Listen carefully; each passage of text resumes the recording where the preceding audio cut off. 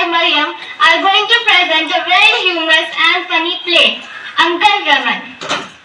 Characters of the play are Ariba will play the role of Mr. Bhaskar,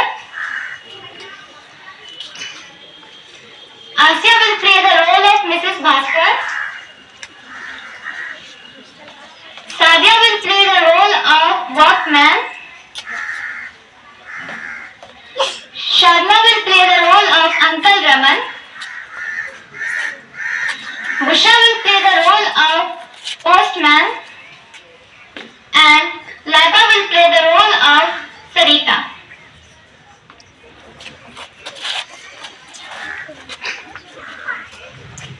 Scene 1. Mrs. Bhaskar are standing in the middle of the room. A man is trying to put up a picture on the wall at the back. He has a step ladder. Now, don't make a mess and make sure the picture is hanging straight. Yes, if you do a mess, you have to clear it up. We have enough to do already. Our daughter is getting married, so the place must look beautiful. Yes, we shall inundate it with visitors. There is no need to worry, Madam, sir.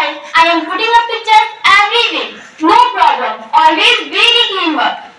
We shall see. But make sure the picture is straight. It will be straight, sir. Very straight. 110%. 100%, 180 degree and horizontal will be fine.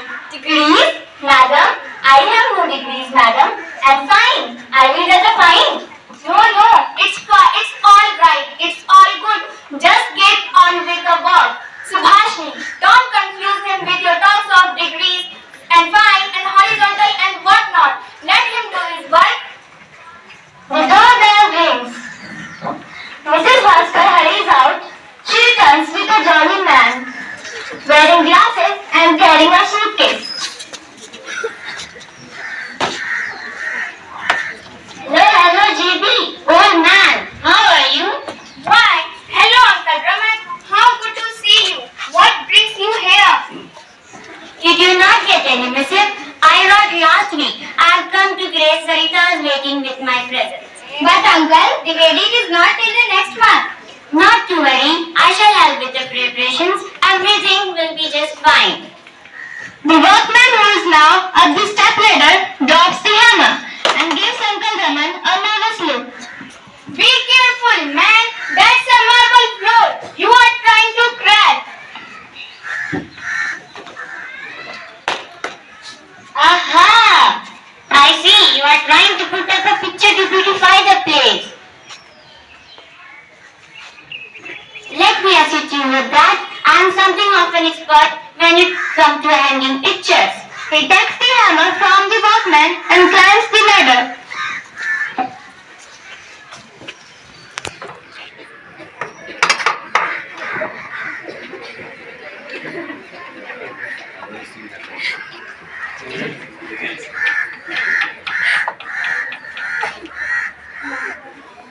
Now hand me that nail. Come on, man. We don't have all day. The workman is too stunned to say anything and does as he is told. Uncle Raman starts banging the nail into the wall. A large crack appears. Then the ladder wobbles and he comes crashing down. Goodness me! Uncle Raman!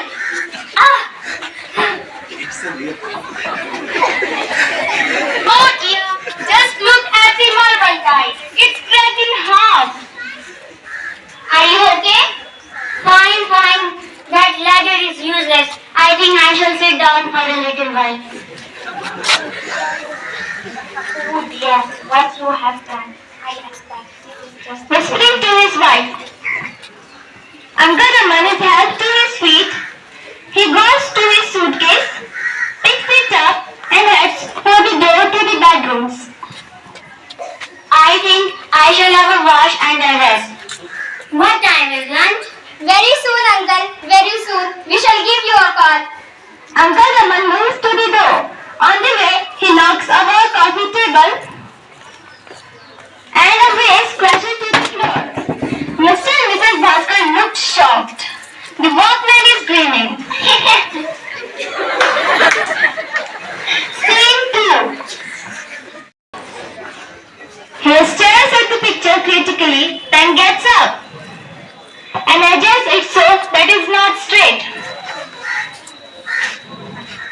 with his work, he sits down again. He looked at his watch, he yawns, then lies down. Mr. and Mrs. Bhaskar enter from the hall door. They cannot see Uncle Raman. It was straight when he left. I shall call that scoundrel back after lunch to put it right. This really is intolerable. And for goodness sake, don't ask your Uncle Raman to fix it. I know he means well, but the man is a walking disaster zone. A catastrophe is waiting to happen, a nightmare. Uncle Raman half rises and then lies down again. Wait, what a frightening prospect. The others will be here in 3 weeks or even later. Are we not going to tolerate his eccentricities till then? You are right, Subhashini. We shall have to devise a plan to get rid of him. Let's discuss the problem after lunch. When he is taking a nap. The man is like a horse too. You have to increase the household budget threefold. And our repair bills will spiral. Judging by these disasters, he will break everything inside. I shall go and see if the lunch is ready. Then you give him a call. Exits Mrs. Bhaskar. Mr. Bhaskar goes to the picture, straightens it, and steps back. The picture crashes to the floor. He staggers backward and hurriedly leaves by the hall door. Uncle Raman sits up, looks round quickly, and then leaves by the other door. Scene 3. The sooner the better. Uncle Raman, lunch is served. Yes, Mr. Burash, yes, come in and eat it all. Then break a few plates, cups and saucers. Shh, he might hear you. Good, perhaps he will get a hint. Uncle Raman enters, carrying his suitcase and looking crestfallen. You don't bring your suitcase to the dining table, Uncle. Unless you want to pack some for a snack later. I won't be staying for lunch. I'm afraid. I suddenly remembered I have an appointment to keep back at home. I've decided to go immediately and return perhaps to see Sarita getting married. But Uncle, have lunch first, then go. Yes, Uncle. And why this sudden change of mind? You know, you are most welcome in our house. But your appointment, I suppose you have to keep it. Yes, I must go without delay. Thank you for the offer. I shall be in touch. Goodbye. Uncle Raman exits hurriedly. Mr. and Mrs. Bhaskar looked pleased, yet greatly surprised. While he is gone, they began to do little dance round the room. The postman arrives and peers through the window. Looking at them, Mrs. Bhaskar noticed the postman. Hey, what are you gawping at? This is the way to deliver letters. Can't you come from the front door and ring the bell? And what time do you call this? You are supposed to deliver the post in the morning, not the afternoon. Sorry, sir. Starting office problem, sir. Cycling problem, sir. Lead starting problem, sir. I will give you a headache problem if you come and deliver the post at the window in future. Now go. Come in the proper way next time. Yes, sir. Very fine dancing, madam.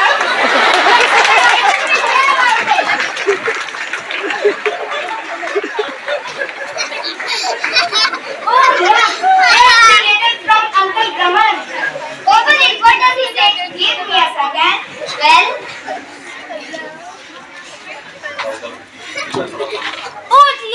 Oh dear, what have we done? What have we done? We have driven him out, that's what. And he has come to make us very rich. Oh no, what have we done? If we had waited a while, it's too late now. So, our Sarita's fortune. Enter Sarita.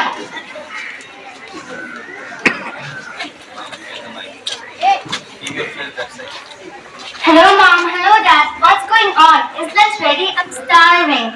And where is Uncle Raman? Uncle Raman? What about Uncle Raman?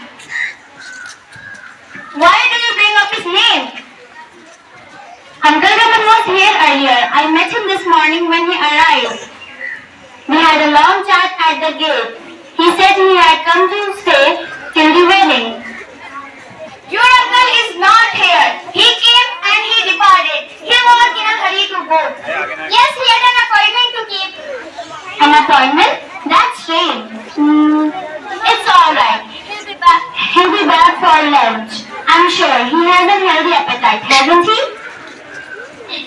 Your uncle is not here for lunch or dinner. He has gone home. Gone home?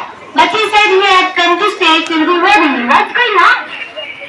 Your uncle will not here for the wedding either. Why ever not? He seems so happy to be here. He told me so. Well, I think he became quite upset for something we said. He's a nuisance to have around, you know. And we don't keep our comments to ourselves. He must overhear us. You mean you drove him out? I am afraid so. I don't know how to tell you this. You a small gift. A small gift? Yes, very large. He said he was going to leave some of Auntie Mina's jewelry. Well, quite a large gift. And of course, and now you want a snip of it. He has gone. I think this chain or ring he might have brought for you. You mean rings and chains and dozens of other precious pieces too? Whatever do you mean, dear? I can show you what he brought because he handed me a large box when he arrived. It is full of the most priceless pieces of jewelry you have seen in your life. Mr. and Mrs. Bhaskar